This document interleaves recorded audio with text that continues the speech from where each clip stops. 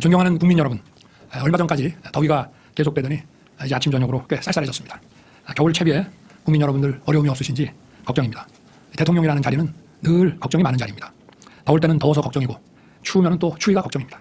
경기가 나쁘면 장사하시는 분들 또 장사가 안 될까 걱정이고 또 경기가 조금 나아진다 싶으면 이 물가가 또 올라서 많은 분들 지갑이 상대적으로 더 가벼워질까 그게 또 걱정입니다. 365일 24시간 노심초사하시면서 참 국민들도 열심히 일하고 힘드시지만 저 역시도 365일 24시간 정말 국민의 그 삶을 챙기는 것이 대통령의 어깨에 놓인 그런 책무라는 생각이 듭니다.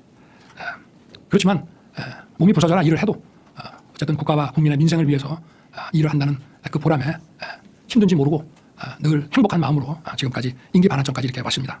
돌이켜보면은 지난 2년 반 동안 국민에게 맡기신 일을 어떻게든 좀 잘해내기 위해서 쉬지 않고 달려왔습니다. 국민들 보시기에는 부족함이 많았을 것입니다. 그렇지만 제 진심은 늘 국민 옆에 있었습니다. 또 저의 노력과는 별개로 국민들께 걱정을 끼쳐드린 일도 많았다고 생각합니다. 민생을 위해 대한민국의 미래를 위해 시작한 일들이 국민 여러분께 불편을 드리기도 했고 또 제 주변의 일로 국민들께 걱정과 염려를 드리기도 했습니다. 대통령이라는 것은 변명하는 자리가 아닙니다. 모든 것이 제 불찰이고 제 부덕의 소치입니다. 국민 여러분께 먼저 죄송하다는 말씀, 진심 어린 사과의 말씀부터 드리고 그리고 이 국정 브리핑을 진행하겠습니다.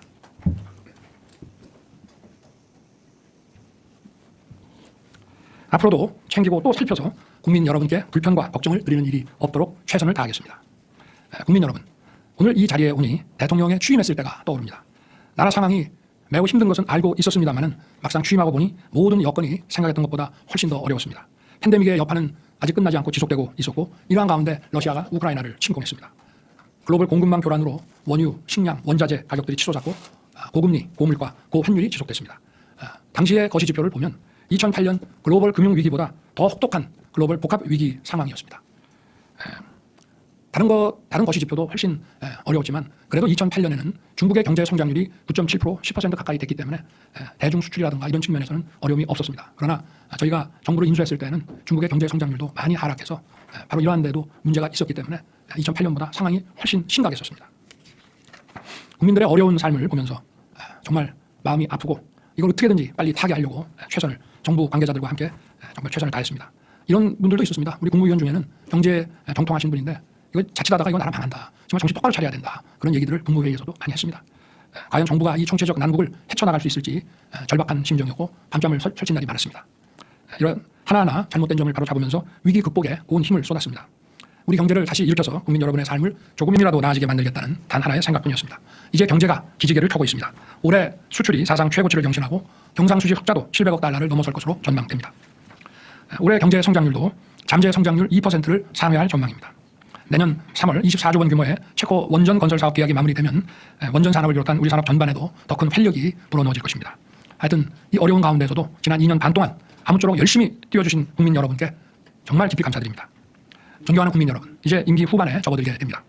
저는 27년 5월 9일 제 임기를 마치는 그날까지 모든 힘을 쏟아 일을 하겠습니다. 그리고 늘 초심으로 돌아가서 매사를 다시 시작하는 마음으로 하겠습니다. 무엇보다 남은 2년 반은 민생의 변화를 최우선에 둘 것입니다. 그동안은 좀 잘못된 어떤 경제 기조, 국정 기조들을 정상화시키는 데 주력을 했다면 그리고 그때 거시 지표를 중심으로 위기 관리에 중점을 뒀다면 남은 2년 반은 이제 민생의 변화, 국민들께서 이러한 기조 변화에 따른 어떤 혜택을 더 체감하실 수 있게 그런 실질적인 변화에 영향을 집중시키겠다는 말씀입니다. 물가와 주택시장을 더욱 안정시켜서 일단 가장 근본적인 생계비 부담을 줄이겠습니다. 그린벨트 해제, 또 재건축 활성화 등을 통해서 국민이 원하는 곳에 더 많은 주택을 공급하겠습니다. 소상공인, 자영업자들을 위한 금융지원과 재기지원 프로그램도 맞춤형으로 더 확대하겠습니다. 무엇보다 청년들이 마음껏 꿈을 펼칠 수 있도록 장학금도 확대하고 일자리도 늘리겠습니다. 우리 정부의 복지는 퍼퓰리즘 복지가 아니고 정치 복지가 아니라 약자 복지입니다. 약자 복지를 지속적으로 더 확대하고 노인과 장애인을 위한 서비스 복지의 수혜 대상도 지속적으로 늘려 나가겠습니다.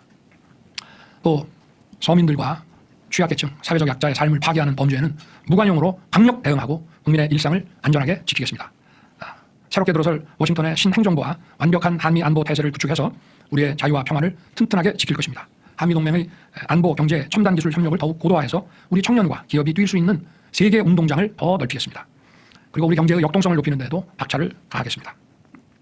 반도체 산업을 비롯해서 AI, 첨단 바이오, 퀀텀 등 신성장 동력을 계속 적극 발굴하고 육성해서 정책 지원도 강화하고 우리 미래를 위한 준비에 내실을 기하겠습니다. 원전 생태계의 완전한 복원도 계속 적극 추진할 것입니다. 국민 여러분, 연금, 의료, 노동, 교육개혁과 인구 위기를 극복하는 저출생을 위한 개혁, 즉 4+1 개혁은 민생과 직결된 겁니다. 또 우리의 미래를 지키는 것입니다. 과잉 경쟁이 해소돼야 됩니다. 불필요한 경쟁이라고 하는 것은 우리의 어떤 총 그 후생을 증가시키기 위해서 필요하고 유효한 범위 내에서 이루어져야 하는 것인데, 불필요한 과잉 경쟁은 우리 경제 사회에 독이 됩니다.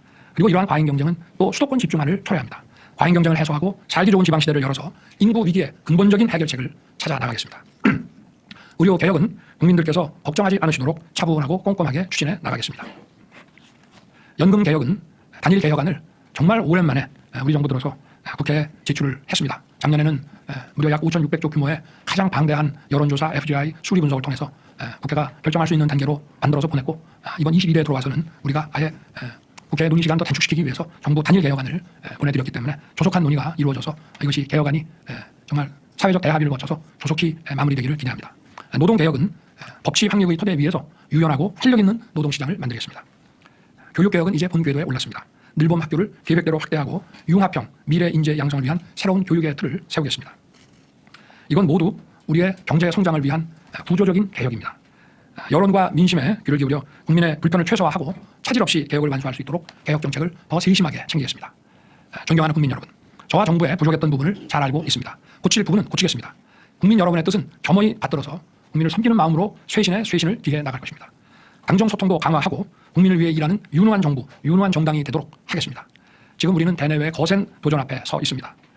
잘 해나가면 이 위기가 얼마든지 우리 발전의 기회로 바뀔 수 있습니다. 소모적 갈등으로 시간 낭비할 수가 없습니다. 민생과 미래를 위해서 하는 것보다 더 중요한 일은 없다고 생각합니다. 지적할 부분은 지적하더라도 민생과 미래를 위한 일만큼은 모두 힘을 모아주시기를 부탁드립니다. 우리가 서로 진영이 다르고 생각이 다를 수 있지만 우리의 자녀들에게 좋은 미래를 선사해야 되는 것은 우리 모두의 공통의 과제 아니겠습니까? 저도 국민 모두의 마음을 모으기 위해 제 마음가짐부터 다시 돌아보면서 더 소통하고 더 노력하겠습니다. 국민 여러분께서 민생의 변화를 체감하고 더 나은 미래를 꿈꿀 수 있도록 저와 우리 정부는 최선을 다하겠습니다. 감사합니다.